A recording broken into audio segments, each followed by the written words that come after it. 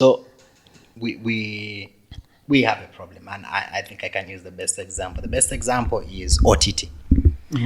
Um, Uganda introduces a social media tax, and everyone is, okay, not everyone, but the majority are against it. From the users, the industry players, stakeholders, the ISPs don't like it. The regulators also actually don't like it. How come? You get? I thought. Yes, this is the truth. So that tells a lot. Without me saying much, it tells a lot that you do not like the social media tax. Okay, the guy who facilitates the collection of that OTT tax in the form of your ISP does not like it. Yeah. Okay, your friends do not like it. And the truth of the matter is, the technocrats at the Ministry of ICT, the regulators, they don't like it. So now that begs the question: who actually likes this OTT tax, and at the same time, why do they wield so much power?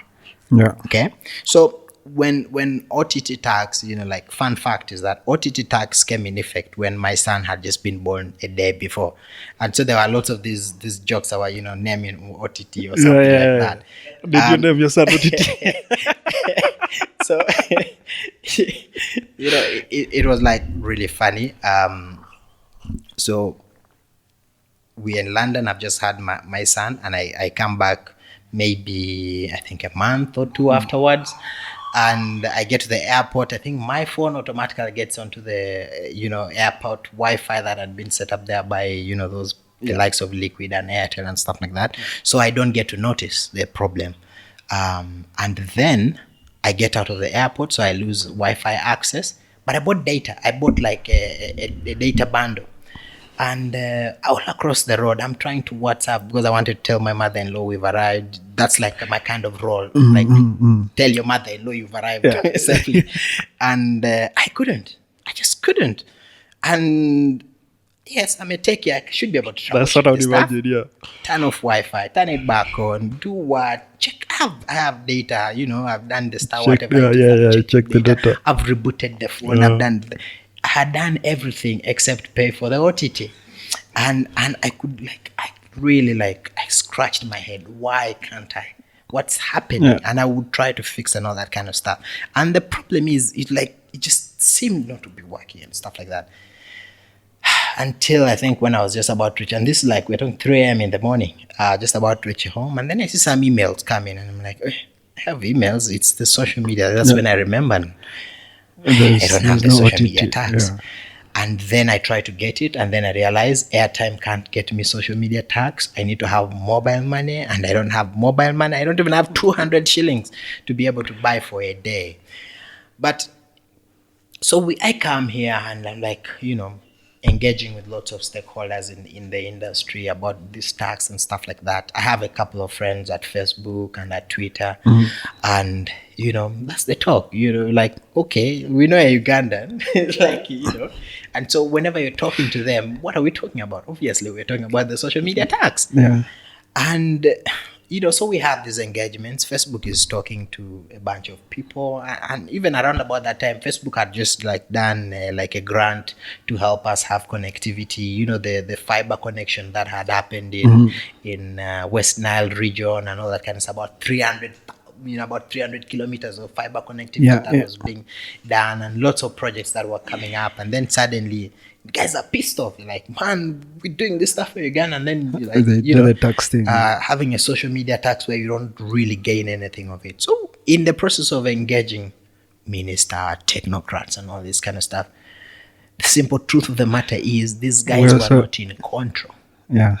You get? Yeah. Yes, they were talking about, but the truth of the matter is that the stuff was done without their approval. Yeah. And so that really tells a lot about the kind of industry we're working with, the country that we are working with, that the people who are most affected by it do not have the control, And so because of that, it is very difficult for us to have the kind of environment where a young kid comes up, gets an idea about an app, about a specific solution, and then does it, and then there is a system to help. Yeah.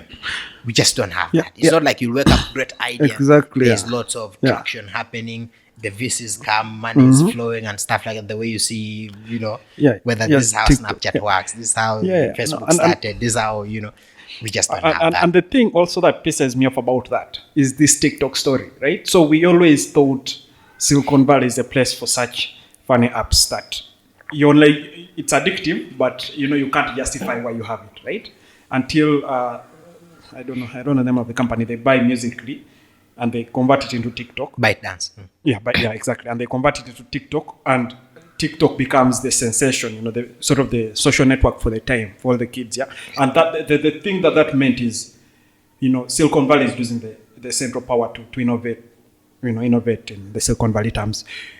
Any other person can do it, but now in Uganda we can't, because if I'm going to build a social network, convincing people to invest enough for it to become something, these things are going to come up, but people can't access your service because of all that. And even if you can say right now that, say, if I built a new service, it's not on OTT, you don't know that for sure. They keep adding services. And for me, my story for OTTs, I knew OTT was there, but once I had, because of the work I do, I delayed to submit a pull request for the work I did, and then I had a call with the guy who was supervising me. But I didn't know that Google Hangouts requires OTT. So I prepare everything. I go and I fail to connect. And I can chat with him, tell him I can't connect. But I can. And I didn't know. So I think the guy is thinking this guy is just trying to come up with excuses. And I've been here the whole time I know OTT. And, slowly by slowly, other services started getting on.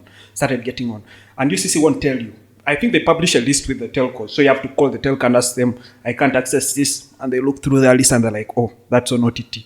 That's on OTT. And for me, I think that is also the frustrating bit, is the transparency and the competence. And when you say that the power is not there, I don't condone, but I understand that the structure of governance that we have, and I feel, this is also my theory, I feel like Uganda the governance right now is looking more at Russia as the model, right? There is only one acceptable metric of measuring whether this is going well, is if Museveni stays in power, right? That is like the only acceptable metric. It doesn't matter everything else. If, say, the roads are too bad that could threaten Museveni, the roads will get made, right? If, say, the hospitals are also too bad that they'll threaten Museveni's hold on power, he will fix the minimum, so the metric is counted. If the schools are too good that kids actually come out when they are smart enough to threaten his power, education will go to the toilet as well. And for me, I feel like that's a also